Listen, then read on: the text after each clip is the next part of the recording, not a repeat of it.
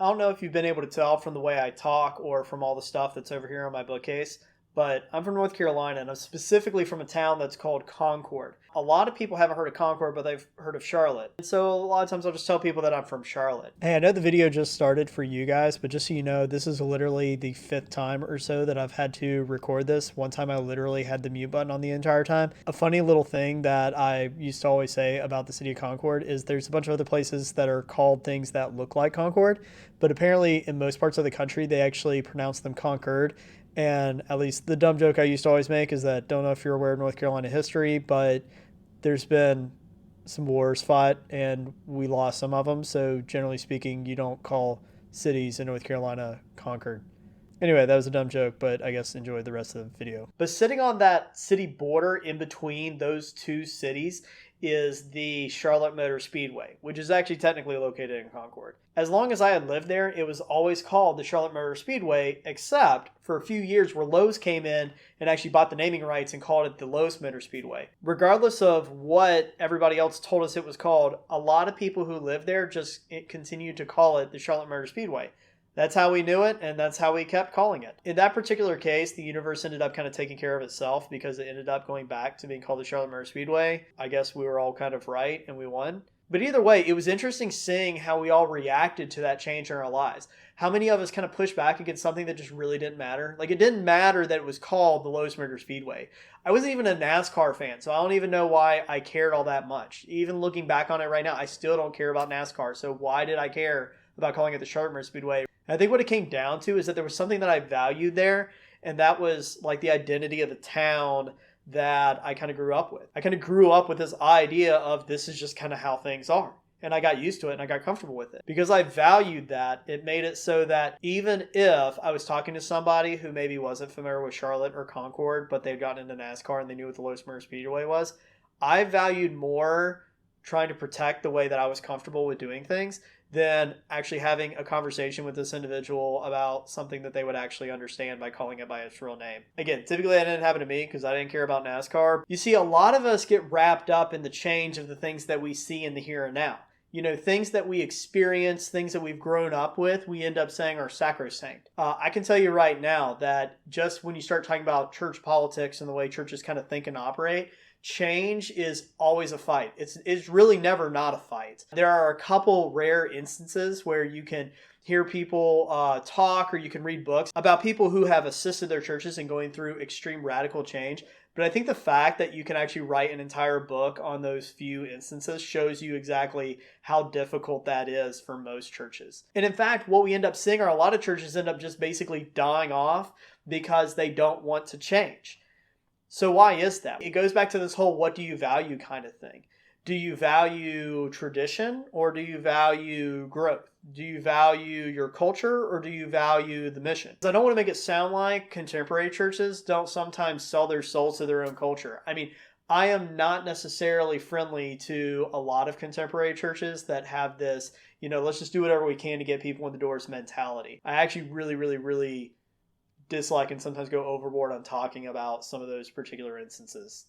So I won't talk about them right here. But it's a very real effect, and no church is immune to it. No individual Christian is immune to it in their own lives. How many Christians have you seen over the last, let's say, 9 months? Let's pick 9 months, for example, who have just been spewing all kinds of hate and salt all over Facebook or Instagram or whatever social media network that you're on about politics or about COVID or whatever it is. You see, these are individuals who are showing that there's certain things they value and certain things they don't value. Well, in some cases, it might be that they value certain political ideologies. In some cases, it may be that they value certain ideas about what the country should actually be. In some cases, it might be that what they value is they value what they've become comfortable with. But what you can see that they don't value by the way that they're reacting are their relationships with the other individuals in their lives. This is actually one of the big reasons why I have been such a big advocate. A lot of Christians actually detaching a little bit from the day-to-day of what's going on in the news. It's not that Christians should be ignorant about what's going on in the world, but it's that when you look at all these things that are taking place in the world around you, how many of those news stories actually impact what's going to happen in your life tomorrow or next week or in a month or even in a year? Some of them might, and I don't want to take away from those, but the overwhelming majority of them don't. And so what it leads to is it leads to people who get so spun up about each and every single headline or news story that they're willing to sacrifice the fact that God has put people in their lives that they could be sharing Jesus Christ with. I actually had a really interesting interaction with my uncle that to me kind of proved this out, but in a positive way. He and I would not agree on hardly anything politically. However, when I had something that I put online that talked about how we should be reaching individuals who are poor, dejected, individuals who feel rejected by the church, and showing them who Jesus Christ is, he responded back and said, I think his actual words were something like, I don't think there was a single thing I disagreed with. But yet this is an individual that if I were to turn on the news and we were to sit here and take a tally of the things we agreed on, we probably wouldn't have all that much by the very end. In this interaction we were having, we were valuing our relationship with God over our relationship with the world and our relationship with politics and our relationship with social changes that are going on. This right here is kind of a microcosm of really how it seems like a lot of Christians should treat change. And why is that? This isn't just an opinion. There's actually a biblical basis for this. If you listen to any of my messages or you read anything I write or you've been around me for any amount of time, then you'll probably hear me talk a lot about Ecclesiastes. This was actually the first book that I ended up reading as a small child cover to cover on my own without being forced to do it. There's a lot of things in it that are really, really cynical, and it probably explains a lot about my personality now. It really tells you a lot about the world around you from a very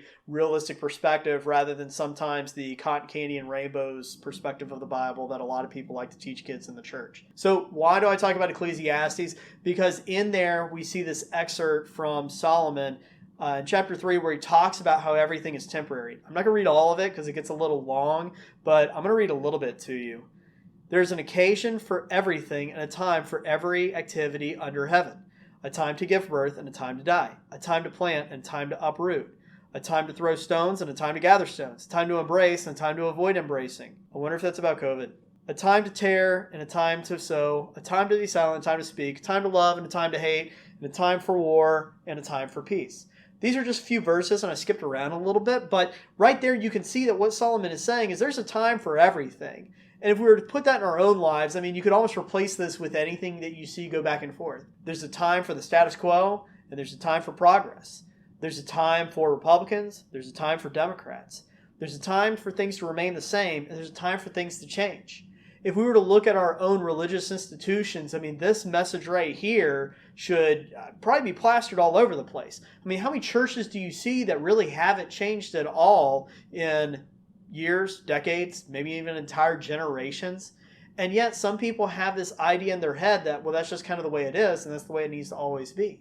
That's not what we end up seeing in the Bible. And so there's a little bit of a disconnect here between the way a lot of Christians are acting in their lives and what we actually see the Bible revealing to us. As Christians, we need to be willing to actually look at change and not just tolerate it and not just kind of accept it, but to actually embrace it. Because what comes along with those changes are new opportunities for us to be able to serve God in different ways. When you start looking at changes in your life with that type of perspective, it can really change your entire outlook on life around you.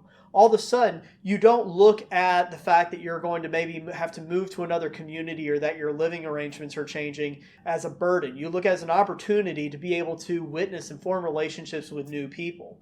When you end up seeing people are distressed about things that are going on in the world and in the news, you don't end up looking at that and saying, woe is me, the entire world is falling apart. Instead, you look at it and you say, there are people here that God is showing me are hurting, and these are individuals I can go show compassion to.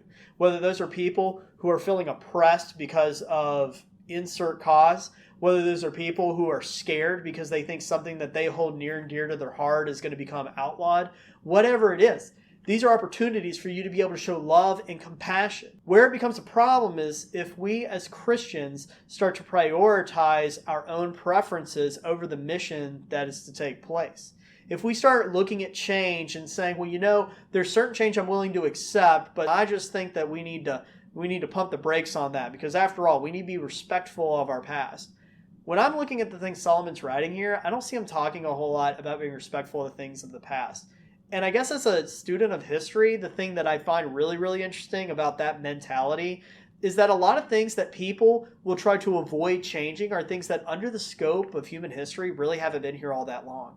I mean, even when you look at the entire country of the United States, it's really only been here for 250-ish years. Don't check my math on that. There's an interesting bit of history trivia that a lot of people like to bring up where they say that you realize that Cleopatra actually lives closer to us now than she lived to the building of the pyramids in Giza. That's kind of an amazing fact if you really think about it. It shows you that everything that we view as being a permanent, enduring thing is something that can crumble and fall apart. So if that's the case, then what God's trying to tell us is don't spend all your time defending or dividing yourselves according to things that are temporary.